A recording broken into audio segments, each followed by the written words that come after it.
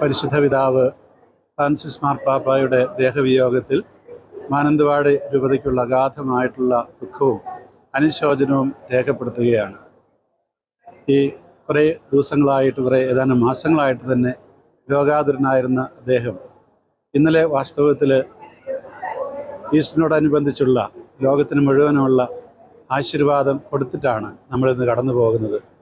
വലിയൊരു പ്രതീകാത്മകമായിട്ടുള്ള പ്രവൃത്തിയായിരുന്നു അതെന്നാണ് ഞാൻ വിചാരിക്കുന്നത്. താൻ എന്തിനു വേണ്ടിയിട്ടാണ് ഈ സ്ഥാനം ഏറ്റെടുത്തത്? അത് ഈ ലോകത്തിലെ സകല ജനതകൾക്കും കർത്താവിൻ്റെ കൃപ അനുഗ്രഹം കൊടുക്കുവാൻ വേണ്ടിയിട്ടാണ്. അതിൽ ജാതിയോ മതമോ ഭാഷയോ വർഗമോ ഒന്നും നോക്കാതെ എല്ലാവർക്കും വേണ്ടി. അങ്ങനെ അദ്ദേഹത്തിൻ്റെ ആ ആശീർവാദത്തിലൂടെ തീർച്ചയായിട്ടും അക്കാര്യമാണ് അദ്ദേഹം നിർവഹിച്ചത് എന്ന് ഞാൻ കരുതുകയാണ്.